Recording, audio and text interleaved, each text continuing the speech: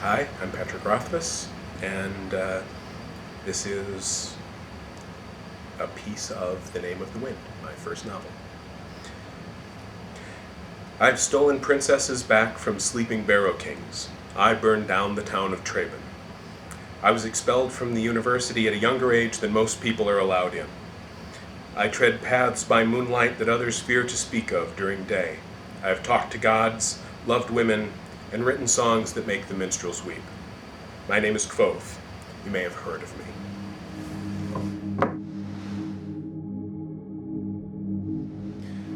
Here's a little piece of book 2. It's very early on. There are no spoilers. It's from one of the very first chapters. They're in the Waystone, and Kvothe is talking to the smith's apprentice who's stopped in, and he's learned that the smith's apprentice is considering going out to take the king's coin and join the army. And so we're jumping in partway through that conversation. I'll also apologize. I've never read this out loud before. It's very fresh, so if it comes off as rough, then that'll be my excuse.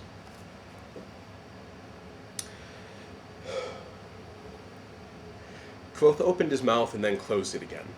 He looked thoughtful for the space of a long, deep breath, then spoke as if choosing his words very carefully.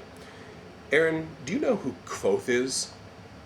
The smith's apprentice rolled his eyes. I'm not a witling. We were telling stories about him just last night, remember? He looked over the innkeeper's shoulder toward the kitchen. Look, I've got to get on my way. Carter will be mad as a wet hen if I don't get back out to the Orison farm. Kvothe made a calming gesture. I'll make you a deal, Aaron. Listen to what I have to say, and I'll let you have your food for free. Push the silver bit back across the bar. Then you can use that to buy something nice for Rose off in Treya. Aaron nodded cautiously. Fair enough. What do you know about Kvothe from the stories you've heard? What's he supposed to be like? Aaron laughed. Aside from dead? Kvothe smiled faintly. Yes, aside from dead. Well, he knew all sort of secret magics, Aaron said. He knew 6 words that he could whisper in a horse's ear that would make it run 100 miles in a day, and at the end of that day the horse would still be fresh as a daisy and ready to pull a plow. He could turn iron into gold and open any door, and when he was angry he could make himself strong as a bear. And they say he could hide in the shadow of the full summer sun and you'd never see him, not even with a long hour of looking. Or if he wasn't in the mood for hiding, he could call up fire and lightning. Aaron trailed off thoughtfully. It all depends on the story, really. Sometimes he's the good guy, like Prince Gallant. He rescued some girls from a troop of ogres once, and he saved Princess Ariel. Kvothe gave another faint smile. I know. But in other stories, he's a right bastard, Aaron continued. They didn't call him Kvothe Kingkiller because he was good with loot, you know. The smile was gone now, but the innkeeper nodded. True enough. But what was he like? Aaron's brow furrowed a bit. He had red hair, if that's what you mean. All of the stories say that. And he was a devil with a sword. Had a real silver tongue, too. He could talk his way out of anything. The innkeeper nodded.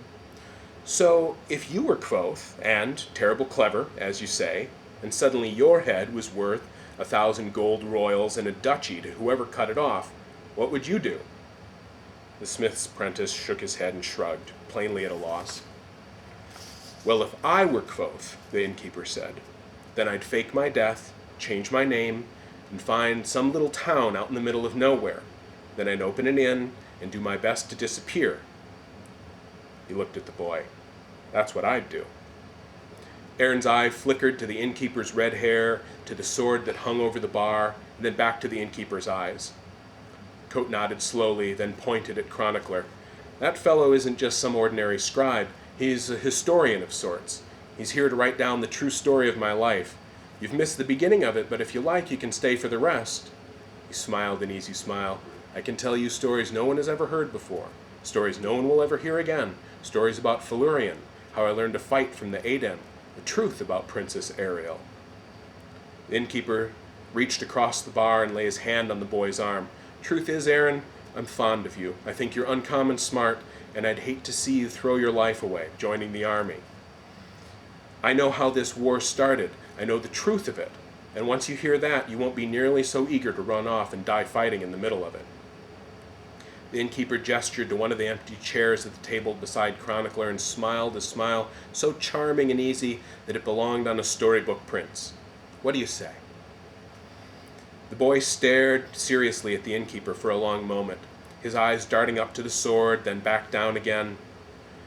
"If you really are," his voice trailed off, but his expression turned it into a question. "I really am," Koth gestured. Kvothe reassured him gently. "Then can I see your cloak of no particular color?" the apprentice asked with a sudden grin. The innkeeper's charming smile went stiff and brittle as a sheet of shattered glass. "You're getting Kvothe confused with Taborlin the Great," Chronicler said matter-of-factly from across the room. "It was Taborlin that had the cloak of no particular color." The smith's apprentice looked puzzled, turning to look at the scribe. "What did Kvothe have, then?" "A shadow cloak," Chronicler said, if I remember the story correctly. The boy turned back toward the bar. "Can you show me your shadow cloak, then?" he asked, "or a bit of magic? I've always wanted to see some. Just a little fire or lightning would be enough. I wouldn't want to tire you out or anything." Before the innkeeper could begin to respond, the boy burst out into a sudden laugh. "I'm just having some fun with you, Mr. Kvothe." He grinned again, even wider than before. "Lord and lady, but I ain't never heard a liar like you before in my whole life. Even my Uncle Alvin couldn't tell one like that with a straight face."